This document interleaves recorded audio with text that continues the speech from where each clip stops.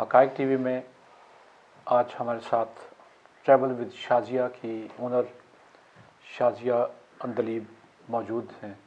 ये पाकिस्तान की मशहूर टूर ऑपरेटर और जिसे कहा जा सकता है कि ट्रैवल के बारे में, टूरिज़म के बारे में एक विज़न रखने वाली खातून है।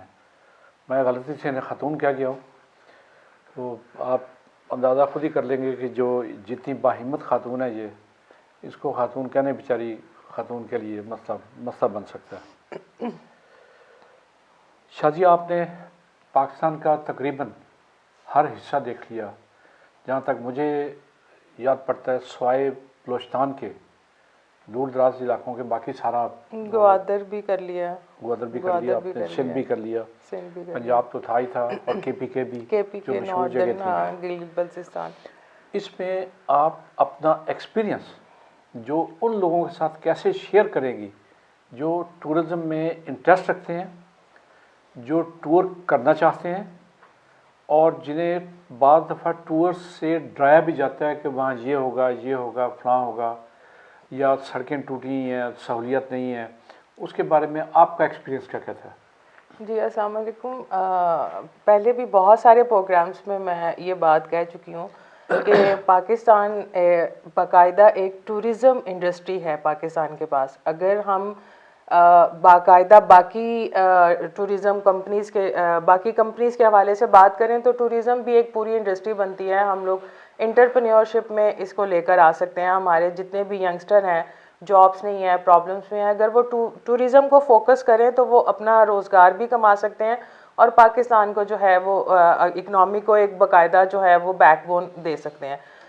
अब जैसे आपने अभी जिक्र किया कि मैंने पूरे पाकिस्तान, गिलगित बल्तिस्तान, आपका केपीके, आपका नॉर्दर्न जितना भी पाकिस्तान है सारे को। मैं एक चीज़ भूल गया बीच में से कि टर्की भी आप हुई हैं। जी, इंटरनेशनल तो पहले मेरा एक्सपीरियंस इंटरनेशनल रहा। मलेशिया, थाईलैंड, श्रीलंका, ये बीचेस के, चाइना भी उसमें शामिल है।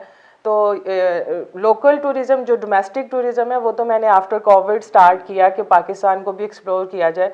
तो मेरा इसके अंदर बहुत ज़बरदस्त एक्सपीरियंस रहा कि जो इस वक्त हमारी इकनॉमी का हाल है, हम दोनों तरफ से पाकिस्तान को भी दे सकते हैं और आवाम को भी दे सकते हैं सहूलियात के। अगर एक फैमिली कहीं एक अच्छा टाइम स्पेंड करना जाना चाहती है, उसके 2-3 बच्चे हैं, मियाँ बीवी हैं, तो वो लाख 1.5 लाख रुपया लगा कर कहीं जाएंगे और जो हालात आजकल हो चुके हैं वो बैठे सोचते ही रह जाते हैं। वो हर साल प्लान सर्दी से गर्मी पे ट्रांसफ़र होता है और गर्मी की छुट्टियों के बाद फिर वो वैसे का वैसे ही पड़ा रह जाता है।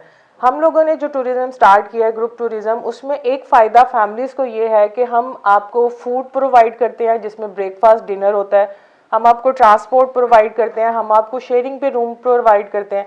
इससे ये होता है कि पर पर्सन 13,500 या समथिंग कुछ ऐसे 5 डेज़ के टूर का 23,000 समथिंग, इस तरह से इतनी कम अमाउंट में ट्रांसपोर्ट में कहीं वो बसें तो नहीं ले लेती हैं आप जो कहीं और नहीं चलती? नहीं, हमारी माशाल्लाह से लग्जरीज बसेस होती हैं। और मेरा अल्हम्दुलिल्लाह मेरे पेज के ऊपर बहुत ज़्यादा लोगों के, कस्टमर्स के, क्लाइंट्स के रिव्यूज़ हैं कि वो लोग जो लोग अपनी गाड़ियों पे जाते थे और आज काफ़ी टाइम से वो लोग नहीं जा सके, पेट्रोल की कीमतों में इजाफे की वजह से, हालात और महंगाई की वजह से, उन लोगों ने मेरे साथ जब ये एक्सपीरियंस किया कि वो ग्रुप टूर में गए तो उन्होंने 2 चीज़ें जो हैं वो अपने एक्सपीरियंस में शेयर की। एक तो उन लोगों का नए लोगों के साथ ताल्लुक़ बना, दोस्तियाँ बनी, उन लोगों को एक अच्छा माहौल मिला।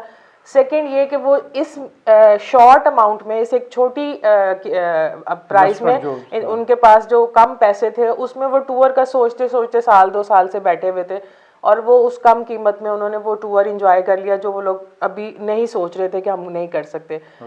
हनीमून कपल्स वो भी ज़ाहिर है रह जाते हैं। काफ़ी सारे कपल्स ऐसे हैं जो मिडिल क्लास से ताल्लुक़ रखते हैं, उनका हनीमून जो है वो एक ख्वाब रह जाता है। तो हम लोग स्पेशल आप लोगों को हनीमून टूर्स भी देते हैं। आप अपनी वाइफ के साथ आएँ, बिल्कुल आप लोगों की प्राइवेसी, आप लोगों की जो एक फैमिली इन्वायरमेंट है वो हम मुहैया करते हैं। और एक फ़ीमेल होने के नाते मुझे खुद इस चीज़ का एहसास होता है कि फैमिलीज़ और जो मियाँ बीवी हैं या बच्चों के साथ जो फैमिलीज़ हैं या सोलो लड़कियां जो मेरे साथ यूनिवर्सिटी कॉलेजेस की लड़कियां जो कहीं जाने का सोचती भी नहीं है, डरती हैं कि मेल्स के साथ हम लोग कैसे 3 दिन रहेंगे बाहर अकेले, तो वो ये मेरे लिए, मतलब मैं ये कहती हूँ कि आपके लिए, आप हमारी कंपनी को ज्वाइन करें, आप लोगों को एक अच्छा क्वालिटी टाइम आपको मिलेगा और आप एक अच्छा टूर स्पेंड कर सकते हैं हमारे साथ। एक जो पाकिस्तान पे आफत ही कहा जा सकता है, कुदरती आफत थी, सैलाब, जिससे KPK को भी बहुत मुतासर किया, पंजाब तो है ही है। तो उस सैलाब के बाद जिसमें ख़ास तौर पे जो इलाके सवात, बहरीन, जिसमें बहुत तबाही आई, उसमें हुकूमत ने को काम किया कि जिससे टूरिज़्म की रिवाइवल दोबारा जल्दी हो सके और लोकल जो थे, जो तबाही से दो चार हुए, उन्हें भी कोई सहूलत मिली कि नहीं मिली। इसके ऊपर तो खैर मैं बहुत ज़्यादा अफसोस हमें हो रहा है कि अभी तक गवर्नमेंट की तरफ से वहाँ पर कोई ऐसी जो इम्प्रूवमेंट है वो नज़र नहीं आई। हम लोग सवात जाना स्टार्ट हो गए हैं, चूँकि जाहिर है इस टाइम के ऊपर सवात इससे फ्लड से पहले इस टाइम पर सवात जो था हमारा वो स्विट्ज़रलैंड कहलाता था, यानी कि हम टूरिज़्म पे हमारे इस वक्त एक पीक सीज़न होता था सवात का, क्योंकि इसके रास्ते बहुत ज़्यादा जो थे वो मोटरवे, सवात मोटरवे की वजह से, हज़ारा मोटरवे की वजह से इसके रास्ते बहुत ज़्यादा जो थे वो स्क्वेयर थे।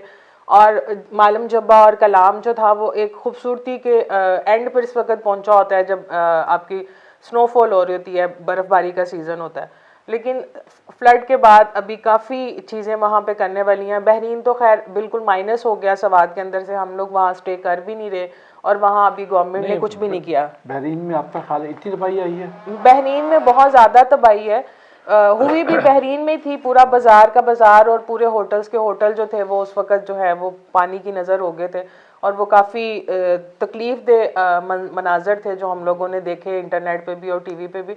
अभी भी वहाँ बहरीन का कोई हाल नहीं है, कोई पुरसाने हाल नहीं है, रास्ता बिल्कुल ख़राब है। लेकिन ये कि बहरीन और कलाम के दरमियान में एक हिस्सा है जो ज़्यादा ख़राब है, वहाँ से हम ज़रा बहुत एहतियात के साथ जो है वो अपनी गाड़ियाँ लेकर जाते हैं।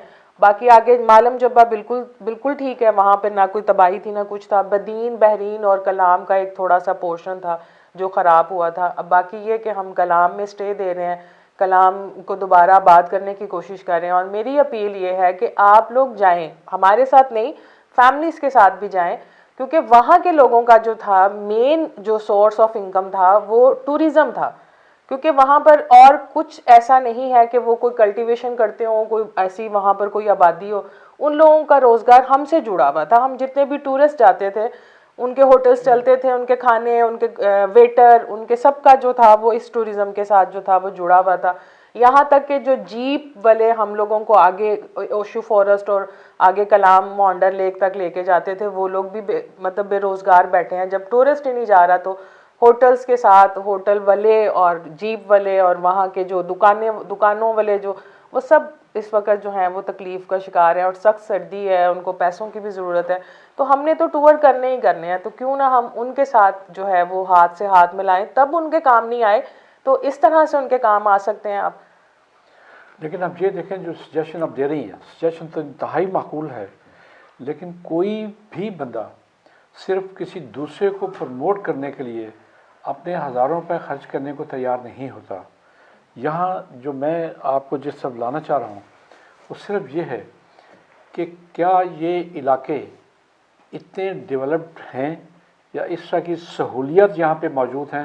सहूलियत में वाशरूम, साफ़ सुथरे वाशरूम, सहूलियत में अच्छे सस्ते होटल, अच्छे और सस्ते भी, सहूलियत में सर्दियों में गर्म पानी और गर्मियों में साफ़ ठंडा पानी, अच्छे बिस्तर, अच्छी उनकी आवभगत और वहाँ लोकल लोगों का तावन, इन सब चीज़ों को लेके आप किस तरह इसको देखती हैं कि क्या ये सारी चीज़ें वहाँ मौजूद हैं कि लोग जा सकें?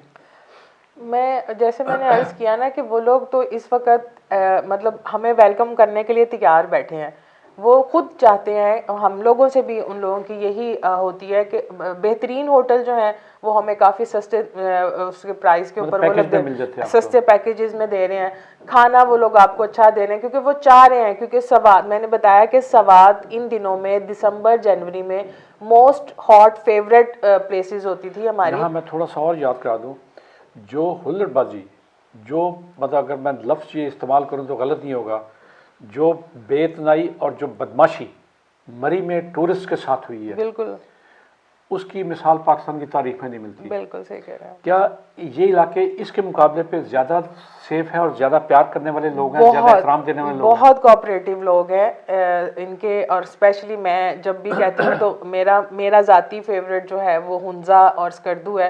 हुंजा के लोगों का एजुकेशन रेट इस वक्त 100% है। वहाँ के लोगों का आपके साथ बिहेवियर वो इतने ज़्यादा जो है वो मेहमान नवाज हैं और तुम इतना अच्छा आप लोगों को फील होता है कि आप लोगों को लगता नहीं कि आप कहीं बाहर हैं। अगर हम किसी भी प्रॉब्लम में समटाइम हमारा वहाँ पे लैंडस्लाइडिंग का इशू आ जाता है क्योंकि जो हुंजा की साइड पर अक्सर लैंडस्लाइडिंग हो जाती है, तो आप यकीन करें घंटों अगर हमारी गाड़ियाँ फंसी हुई होती हैं तो वहाँ के जो करीबी लोकल घर होते हैं वो हम लोगों के लिए मतलब बिल्कुल इस तरह होते हैं, चाय पिलाना, ख्याल रखना।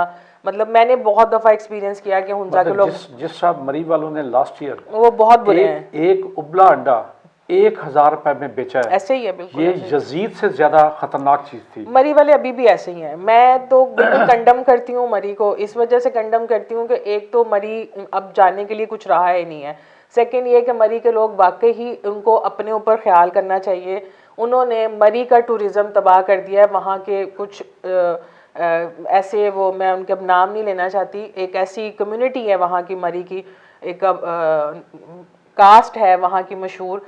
उन लोगों ने तो बिल्कुल ही होटलों पे कब्जा करके और उन्होंने अपनी जो मरी को बिल्कुल ही इस वक्त जो है ना वो नाकाबिले बर्दाश्त हद तक जो है वो बना दिया। मेरा साल में सिर्फ एक ट्रिप होता है आपकी, लेकिन मैं वो कहने लगा हूँ कि आपकी प्रायोरिटी या आप अपने जो आपके हम सफ़र होते हैं, आप उनके लिए अगर आपकी फैमिली ने साथ जाना हो या किसी जो महफूज तरीन मुकामत पे जाना हो तो आप वही सजेस्ट करेंगी, कलाम, सवात और जी बिल्कुल ऐसे ही है। नारान के लोग भी काफ़ी बेहतर हैं, उनका भी आपके साथ बहुत अच्छा जो है वो बिहेवियर रहता है। सम टाइम उनके कुछ इश्यूज आते हैं, वो वहाँ के लोकल्स के आपस में होते हैं, उनकी अपनी गवर्नमेंट के साथ होते हैं, लेकिन वो टूरिस्ट के साथ कभी ऐसा नहीं करते।